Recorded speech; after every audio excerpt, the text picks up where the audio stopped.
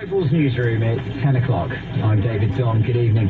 Here are tonight's headlines. Dominic Raab has dismissed calls to resign as Foreign Secretary over his handling of the situation in Afghanistan.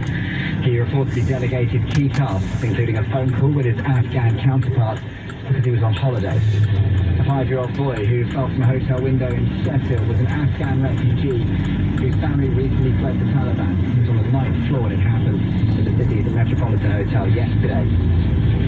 The Health Secretary says he's confident coronavirus booster jabs will be given out to the most vulnerable from September. Sajid Javid says they're waiting for advice from the committee which decided how vaccines are rolled out. And the tough night for Scotland. There's work for them to do in the Europa Conference League playoff. They lost 1-0 against Portuguese side Pacos de Ferreira in their first leg. But victory for Rangers. LBC News weather.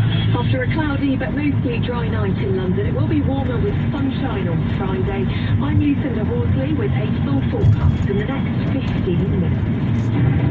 LBC News travel. In London at Ridbridge, the M11 northbound entry slip from the A406 northbound, that's shut at the moment. There's been a collision there just by the junction of the A406 and the M11. As you leave town, so do expect queues there. Minor delays now Buckinghamshire on the clockwise M25, a lane shut just after junction 16 for the M40. That's for repairs. The M40 northbound in Buckinghamshire, just notice some big queues there as you head past junction 4 at High Wycombe. Looks like there could be roadworks causing delays if you're heading away from London on the M40. I'm Adam Moore. Your next update is in 20 minutes here on LBC News. This is LBC News. LBC News time, 2 minutes after 10. A very good evening to you. Let's get a little more then on our top story. The Foreign Secretary says efforts are continuing to do everything possible to evacuate vulnerable people from Kabul airport in Afghanistan. The Taliban is hampering access for people trying to reach the airfield. At a Pentagon briefing, Army Major General William Taylor said that there are more than 5,200 US troops on the ground. Kabul airport remains secure and open for flight operations. There are now multiple gates that have access for entry into the airfield, which will help expedite processing in a safe and orderly manner. Dominic Raab has dismissed calls to resign, though, over reports he refused to be contacted while he was on holiday. The Foreign Secretary was reportedly unavailable for a key call with his Afghan counterpart about efforts to help translators. People work with Britain. LBC's correspondent Matthew Thompson has more. It has been a rough day, shall we say, for the Foreign Secretary, as if yesterday's mauling in the Commons wasn't rough enough, because a report in the Daily Mail today is adding to the Foreign Secretary's woes. It suggested that whilst he was on a luxury holiday in Crete last Friday, he was advised by Foreign Office officials to call the Afghan Foreign Minister as the Taliban was quite literally closing in on Kabul, and to urgently request assistance for rescuing Afghan interpreters who had worked for the British military. According to email, those same Foreign Office officials were told Raab was not available, but a junior minister, Lord Goldsmith, would make the call instead. But what happened then is that the Afghan Foreign Ministry, possibly feeling a little bit slighted, shall we say, because diplomatic etiquette would be that the Afghan Foreign Minister would normally speak to his peer, the British Foreign Secretary. They then delayed the call by a day, and that arguably lost vital time to rescue people. The Foreign Office has put out a statement today which appears to confirm the basic facts of the story. It says the Foreign Secretary was engaged on a range of other calls, and this one was delegated to another minister. This morning, speaking to LBC, the Defence Secretary, Ben Wallace, defended Mr. Raab. I don't know about his phone call sheet. We all have long ones, but what I will tell you is last Friday, phone calls to a rapidly disappearing Afghan government would not make a blindest difference. If you remember, last Friday, we were absolutely desperate about keeping that airport open. Could we fly any more planes out? Could we get people on the ground out? That's why all the way through the weekend I worked alongside my officials, the Prime Minister, on calls, etc., and generals, admirals, everyone else, to keep that airport open. That was the number one issue. As we saw, we managed to fix that, but there was some real touch-and-go times. No phone calls there. And Afghan government were predominantly melted away. The trouble there, of course, is that if the Afghan government was indeed melting away, as Mr. Wallace said by Friday, the obvious question is, well, why was Mr. Raab still on holiday until Sunday, when it was so apparent that things were going belly up. And Labour was quick out of the blocks this morning to demand the Foreign Secretary's resignation, or that he be sacked by Boris Johnson, which of course in one fell swoop immediately made him the least sackable person in Westminster, at least in the short term. That's key. Here's Labour's Lisa Nandy. He's lost the confidence of the House of Commons. There's real anger out there in the country, and he still hasn't got a plan in place to deal with it. That's why we say he has to resign, not because we think that this is great news. It's terrible news. My inbox, my phone is absolutely full of messages from people begging for help to get out of Afghanistan. Some of those people, as the Defence Secretary said, will die if things aren't done in the next 11 days before the airport reverts back to the Taliban. That's why we need somebody in the job who's capable of doing it. As for Dominic Raab himself, journalists took the opportunity to pose the question to him in person this afternoon. Are you going to resign, Mr. Raab? So there you have it, straight from the horse's mouth. Now, I don't think there is any immediate danger or suggestion that Raab's job is on the line. Reshuffle is potentially on the horizon, though, and the anger is not limited to members of the Labour Party, as the Daily Mail's John Stevens, who broke the initial story, explained on LBC this afternoon. Well, my phone has been buzzing all day. As soon as this story dropped, people started messaging, and there were a lot of people out there, both Tory MPs, ministers, and people who work in the Foreign Office, who are not big fans of Dominic Raab. And even some of those who are more supportive of him, someone who describes themselves as a friend of Dominic Raab, said he is just not suited to Foreign Secretary. We know what Boris Johnson's like, we know how he runs his government. He's very reluctant to sack his ministers, and I think it's probably quite likely that he doesn't sack Dominic Raab in the next few days. I think what Tory MPs expect and what they want is, as soon as there's a reshuffle, for him to be moved out of that position and someone more suitable to be pushed in. John Stevens, Deputy Political Editor at the Daily Mail, rounding off that report.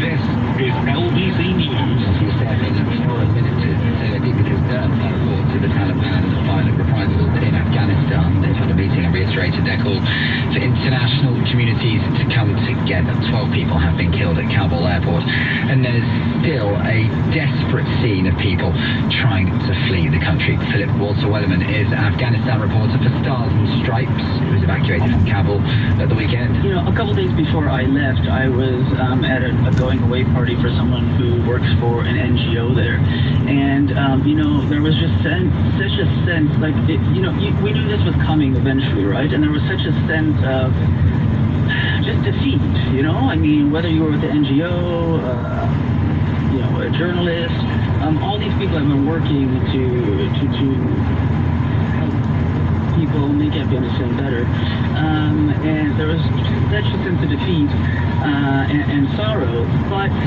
and then this happened as well, and, you know, everyone was upset, but you have to look, I mean, the death toll and kept quite low, you know.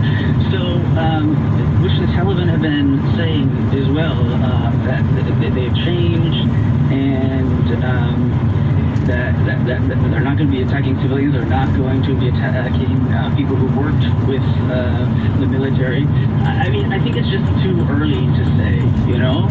I think, but like I said, the one positive from this is that, yes, the Taliban are in power right now, but there hasn't been this all-out civil war that everyone was fearing. And I just think it's too early to say what will happen. Of course, we're getting conflicting reports on both sides, you know, them saying they're targeting people already at the airport, looking for people. I mean, we haven't been able to confirm that. I think only time will tell. US President Joe Biden says troops may stay in Afghanistan and beyond his planned 31st of August withdrawal to help evacuate people from the US. President Biden has again been defending his handling of the situation in Afghanistan. John Bolton is a former US national security advisor. Well, I think it's a mistake because it says to our adversaries that the Biden administration is weak. And I don't think that's for the American people. There are polls that show just that. If you knew that American withdrawal would lead to Taliban coming back into town, and American withdrawal would lead to attacks from Al-Qaeda, would you still favor withdrawal? And the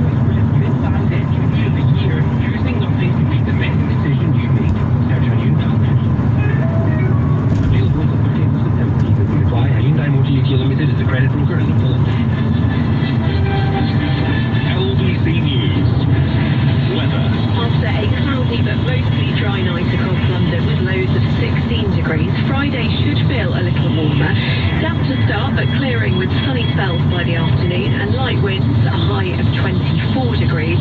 Largely dry and warm to start on Saturday, but clouds thickening by the afternoon with some heavy rain at times. Humid on Sunday with sunshine and occasional heavy showers. Gradually becoming drier, brighter and warmer through Monday though, with a high of 22 degrees. LBC News Time, 13 minutes after 10. Don't forget there's more on all of today's stories at our website, lbc.co.uk. Now then, the Health Secretary is optimistic coronavirus booster jab has been given to the most vulnerable to the